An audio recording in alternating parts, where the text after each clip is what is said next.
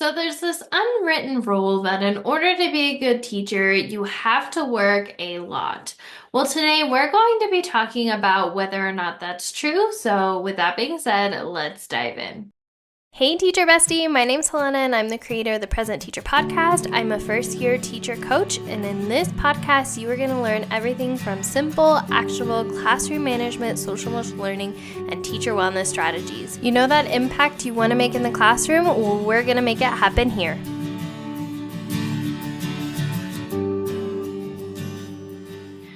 So it was my first year of teaching kindergarten and my first year teaching in general when I first heard the idea that in order to be a good teacher, you have to work a ton of hours.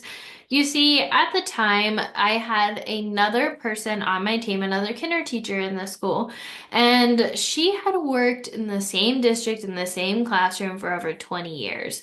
And oftentimes she would get to work early and she would stay anywhere from 2 to 3 hours after work each day to get stuff done. And since this was essentially the person who was supposed to be kind of like a mentor to me, it wasn't long before that became the norm for both of us. Since she was doing it, I felt kind of obligated and I had a lot of work to do the same. And I still remember the day, one day, when I watched another teacher in our building leave with her husband, and she was walking down the hallway at contract time, and she wasn't taking any work home. Now, to be honest, this was something she did pretty much every day. Every day she left at contract time with her spouse, and they never brought work home. And a little backstory, this teacher was phenomenal. She was amazing. She was always meeting students where they were. She was getting amazing results in her classroom. She had impeccable classroom management skills. And I remember seeing her walk out every day at contract time without bringing work home. And I remember secretly thinking to myself, I want to become that teacher. And when my other teacher saw me looking or saw me watching, this or noticing this teacher walking down the hallway without bringing work home, she said something along the lines like, I can't believe she's leaving at contract time again. It must be nice. Clearly, she doesn't care about her kids like we do. And her kids, meaning our students. And from that point on, I kind of got this idea that in order to be a good teacher, you have to work a lot. And from that point on, I continued to work late. I continued to stay late. And the reality is, it honestly kind of led to burnout.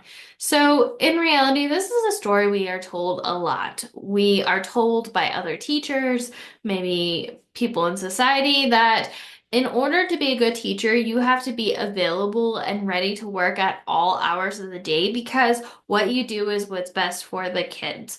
And I've even had families maybe expect me to be able to FaceTime them at 10 o'clock at night to help out with homework, um, kindergarten homework, might I add. And the thing is, it's one thing to want to help your students and your families out of like the goodness of your heart, but it's a completely other thing if that's just kind of the expected norm from your families.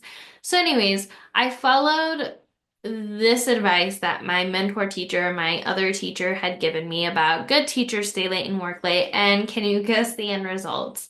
Yeah, by the end of my first year, I was completely burned out. By December, I was questioning whether or not I had it in me to finish out the year. And quite honestly, I wanted to quit. Now, this wasn't something easy for me to say or even admit or think about because I had wanted to be a teacher since I was 5 years old. I grew up teaching my little brother um, how to do things. I had made him to play school with me. I had graduated early with an associate's degree in high school. I had gone for my bachelor's and my master's. So the idea that I wanted to quit this profession that I had wanted to do my entire life up until that point practically was pretty crazy. And I remember the day that I got to kindergarten graduation and I decided one more year. I'm gonna give it one more year and I'm gonna see if I can find another way to make teaching easy. And Like, long story short, I actually did.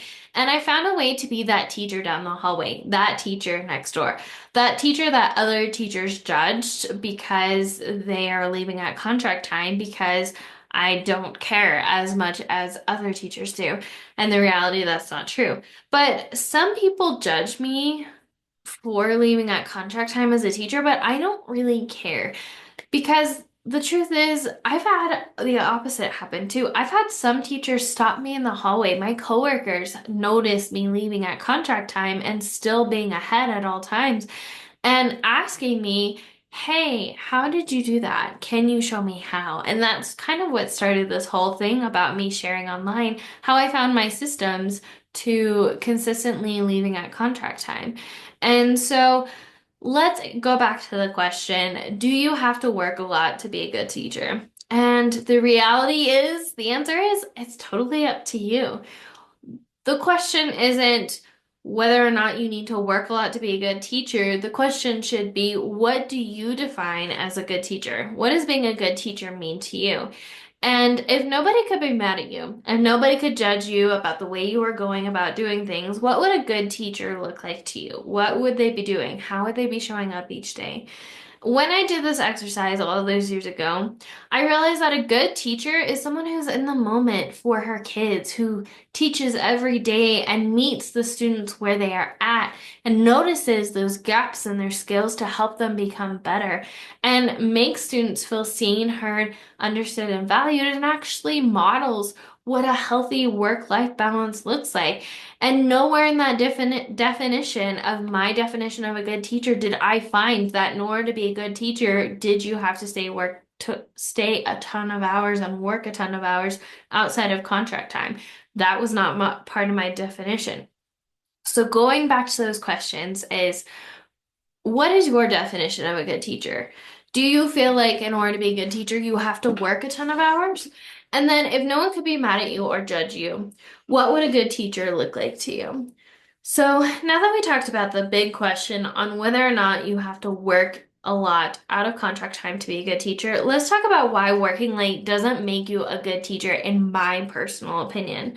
So the first thing is burnout. As I mentioned earlier, when I consistently came in early, stayed late, worked a ton of hours, I reached burnout. And it's honestly, burnout is one of the top reasons why teachers leave in the profession. Before COVID, this is just statistic by middle class or middle school dad was 1 in 4 teachers leave the profession their first 5 years, and the leading factor was burnout. And so when you are consistently working all those hours, you're not giving yourself the rest that you need to be a good teacher. And so that's the first reason why working late doesn't necessarily make you a good teacher, in my personal opinion. The second reason why working a ton of hours doesn't make you a good teacher is when you are exhausted, it lowers your quality of teaching in general. So when you're running on empty, you're more likely to be impatient. You're more likely to forget things and to be less effective in the classroom. You're more likely to be scatterbrained and not be in the moment with your kids and actually notice what's really going on behind the scenes on why they're not grasping that skill. And also, teaching requires energy, patience, and enthusiasm. As a primary teacher, I feel like I'm pretty much acting all day and I'm very animated. And if I don't have the energy to do that, my lesson and my engagement is going to suffer because of that. All of which, in general, is going to be impacted when you are exhausted and when you're burned out. So that's the second reason. The third reason is more hours does not necessarily mean more impact. A well-rested, focused teacher is far more effective, in my opinion, than an overworked, exhausted one. Your students need you to be present and in the moment, engaged and creative, and working from a space where you feel free and excited and passionate about what you're doing, not running on fumes and just trying to get by. And so that's another reason why working a ton of hours doesn't make you a good teacher. Another good reason is perfectionism wastes time. When I think back to all those hours I spent working outside a contract tower, I realize it had a lot to do with being a perfectionist. I held myself to an extremely high standard in order to get things done, but the reality is, fixating on details that don't actually impact student learning isn't really that effective unless that's really what you want to be doing. And done is better than perfect. I like to prioritize high impact tasks over busy work. And when I mean high impact tasks, I'm talking about my classroom running activities. I've done previous content on classroom running activities. I'll make sure to link it in the description. But essentially, classroom running activities are the things that I have to do. I need to do on a weekly, monthly basis. Otherwise, my classroom's running on fumes. For me, this would be lesson planning, prepping, communication across the board. So those are the four main things I need to make sure I'm doing on a weekly and monthly basis to keep my classroom running. And if I'm fixating on specific tasks that aren't related to that, then that's not really effective. So that's another reason why working a ton of hours doesn't necessarily make you a good teacher. The next one is it sets an unhealthy expectation. If you normalize overworking, admin, colleagues, your students, your families may expect you to always go above and beyond, which is just not necessarily always possible. Your workload is never going to shrink unless you set boundaries. And the other reason why working a ton of hours outside of contract time isn't necessarily healthy or make you a good teacher is that students need role models for work-life balance. If you think about it, our students learn a lot by watching us and watching the people around them. And when they see teachers who are constantly working, they're learning that it's okay to work a ton of hours to make it or make an impact in the world. So the truth is, if we want students to learn healthy work habits, we need to be modeling them. A teacher who values their personal life teaches and shows students that life is more important or about more than making an impact at work. It's about making an impact in your personal life too. And also, when you are working a ton of hours, another reason why that doesn't make you a good teacher, in my opinion, is your creativity suffers. Great ideas, I find, don't come from a frantic, stress, and exhausted state. They come when I'm walking down the road, taking a walk, talking to a friend, living my life to rest and recharge. So taking breaks make you a more innovative and effective educator, in my opinion. And the final reason why forcing yourself to work a ton of hours doesn't make you a good teacher is that teaching is a marathon, not a sprint. If you treat every day like I have to race to do it all, then the reality is you're gonna have a hard time lasting your entire career. Sustainable teachers and teachers who prioritize their well-being prioritize balance so that they can keep making a difference long term.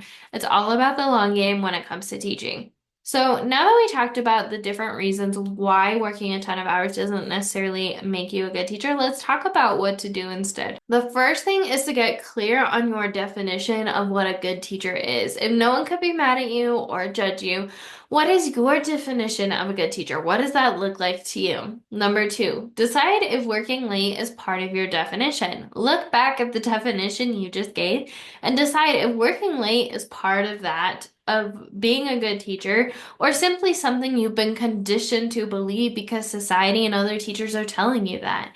And then the third step to take action. Start looking for ways to start leaving at contract time.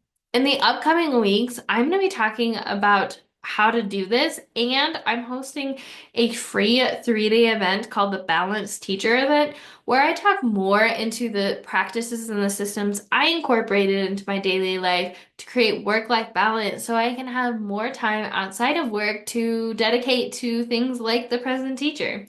And then I also dive into specific strategies and specific systems I use in my classroom inside the Present Teacher Circle. The Present Teacher Circle is my community of new and first year teachers where I show you all the systems I use in my classroom.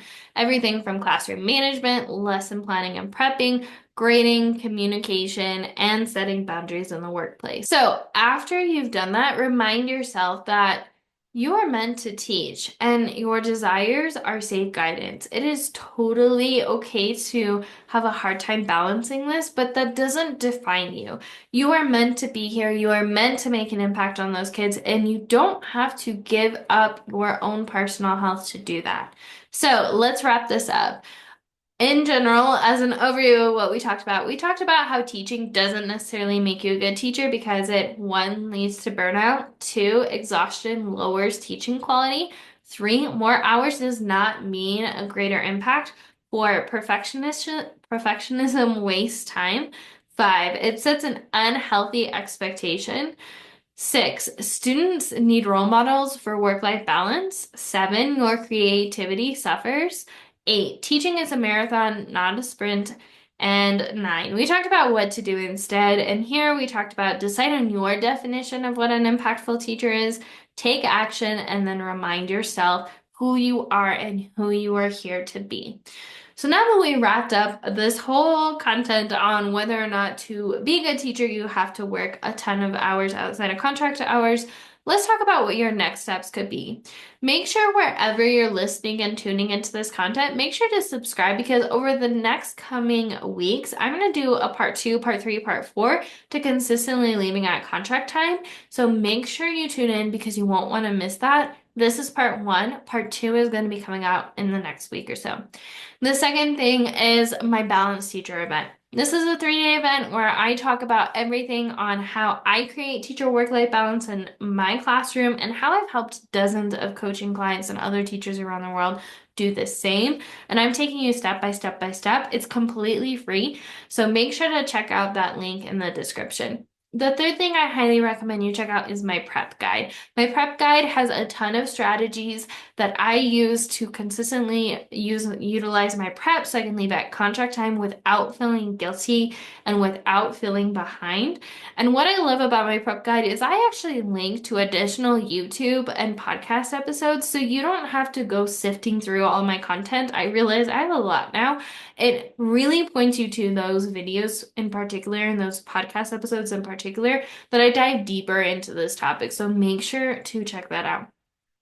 The other thing I have for you is the Present Teacher Circle. The Present Teacher Circle is my specific community where I help new and first year teachers consistently leave at contract time by taking you step by step by step on what systems I'm incorporating into my classroom and what systems other teachers I've worked with have incorporated in their classroom to consistently leave at contract time. And one of the great things I love about this community is not only is it choose your own adventure, meaning you have access to all 11 modules right away. So you can really dive in and just start with wherever you're wanting help with. Let's say you want help with classroom management. I have a whole module on that, or lesson planning, or data, or communication, whatever you want to focus on. But I'm also incorporating a bonus of a book club. Now, if you haven't heard, in the fall and slash winter of 2025, I'm going to be releasing my very own book that specifically talks about how new and first year teachers can leave at contract time and questioning the societal norm that good teachers need to leave at contract time. I really take you deep into my personal stories from my life and my experiences in a step-by-step way that I use to leave at contract time. And one of the things I love about this book club is I'm actually releasing chapters monthly. So you'll get a sneak peek to the book before I publish it. And I'm actually giving you notes on what I'm doing throughout this entire process. So if you want to write a book later, you have my process and all the contacts and all the things I used so you can make it easier for you. So definitely check that out. You get access to both of those inside the Present Teacher Circle. I'm really excited about both the content inside the Present Teacher Circle and the book club, and I really like how I'm joining these together. Oh, and if you're in the Present Teacher Circle, as long as you're still a part of the community when the book comes out, you're getting a version. I will send you slash ship you a version of the book and I will sign it. So that's super exciting. So that wraps up everything in regards to whether or not you need to work a ton in order to be a good teacher. As always, remember we are stronger together, and I'll see you in the next one, teacher bestie. Bye. Thank you so much for joining me on today's episode. I hope that you were able to take away some value that will help you thrive inside and out of the classroom. It would mean the world to me if you could take 5 seconds right now and leave a review on this podcast. And if you found this podcast especially helpful, make sure to take a screenshot of this episode right now and tag me on your socials to let me know you're listening. As always, remember that we are stronger together. With all the love in the world, Helena, aka the Present Teacher. See you next time, teacher bestie.